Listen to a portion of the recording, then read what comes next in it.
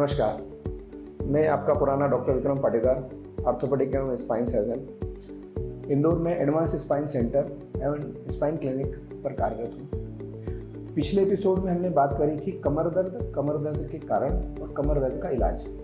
किस तरीके से कमर दर्द होता है और उसके क्या क्या सामान्य तौर पर कारण होते हैं और किस तरीके से ठीक होता है, और कितने मरीजों में हमें ऑपरेशन की ज़रूरत पड़ती है, कितने मरीज ऐसे होते हैं जिनमें हमें कसरतें और दवाई गोली की ज़रूरत पड़ती है।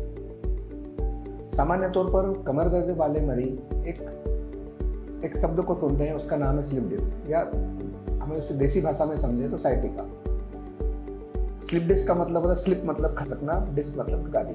तो रीढ़ की हड्डी के बीच में जो गादी होती है वो खसकती है और उसके कारण जो पास की नस दबती है और जो दर्द होता है उसको बोलते हैं साइटिका। ये हमारे पास मॉडल है जिसमें गर्दन के ऊपर की गर्दन तक की हड्डियाँ, पीठ के मध्य भाग की हड्डी एवं पीठ के निचले वाले हिस्से की हड्डी होती है। इसमें इन हड्डियों के बीच में एक गादी होती है जो थोड़ा कुशन का काम करती है, आगे झुकने, पीछे झुकने में, बाजू में झुकने के लिए, घूमने के लिए, ये सब चीज़ें इसके कारण होती है। जैसे जैसे उम्र बढ़ती है या हमारी जो डेली एक्टिविटी है, सीधे सब भाषा में समझे कि poor activity of daily living, जिस तरीके से हम काम कर रहे हैं, तेज़ रोज़मर्रा जीवन के कारण हम अचानक सामान उठा लेते हैं, अचानक कोई भारी चीज़ उठा ली, अचानक कोई तेज़ रफ्तार से गाड़ी चलाना, स्पीड ब्रेक पर गाड़ी चलाना, इन सब चीज़ों के कारण ये जो रीढ़ की हड्डी के बीच की जो डिस्क होती है, लंबे समय के कारण डिजनरेशन के धीरे धीरे बढ़ने के कारण ये डिस्क निकलती है,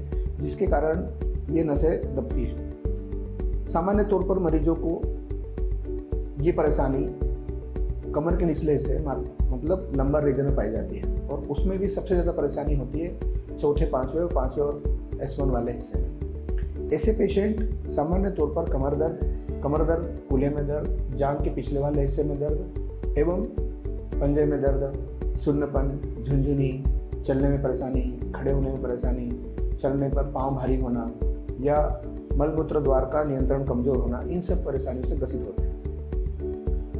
अब हम सीधे शब्दों में समझें कि इसे कैसे ठीक किया जा सकता है। तो पहला मुद्दा है आराम, दवाइयाँ और दर्द खत्म होने के बाद थोड़ी बहुत कसरतें। सबसे सटीक ट्रीटमेंट है इसका आपके दैनिक क्रियाकलापों को ठीक रखना। मतलब आप जिस तरीके से आपके काम कर रहे हैं उनमें आप समझें कि ये परेशानी मुझे किस कारण हुई थी और मैं इससे कैसे निजात पा सकता हूँ। और यदि ऐसे पेशेंट जिनमें हम दवाई गोली, कसरतें और आराम से ठीक नहीं होते हैं, तो ऐसे पेशेंट में हम इंजेक्शन या सर्जरी करते हैं। सर्जरी मुख्य रूप से 3 से 4 प्रकार की होती है। कुछ सर्जरी ऐसी होती है जैसे हम देसी भाषा में समझें कि न्यूनतम चीरा या मिनिमम इंसिजन के द्वारा की जाने वाली सर्जरी। इसमें एंडोस्कोपिक सर्जरी जो दूरबीन से होती है, माइक्रोस्कोपिक सर्जरी जो माइक्रोस्कोप से होती है, मिनिमल इन्वेजिव सर्जरीज होती है, और कुछ ऐसी सर्जरी होती है जिनमें लंबे समय से परेशानी है, जैसे नस का दबाव अच्छा खासा है, 2-3 जगह पर नस का दबाव है,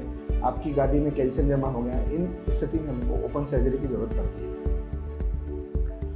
तो यदि किसी आपके परिवार में कोई ऐसा पेशेंट जो कमर दर्द या स्लिप डिस्क या साइटिका से पीड़ित है, वो घबराए ना। आपके पास में जो भी एक्सपर्ट स्पाइन सर्जन या अनुभवी प्रशिक्षित स्पाइन सर्जन है, उनसे जाके तुरंत संपर्क करें।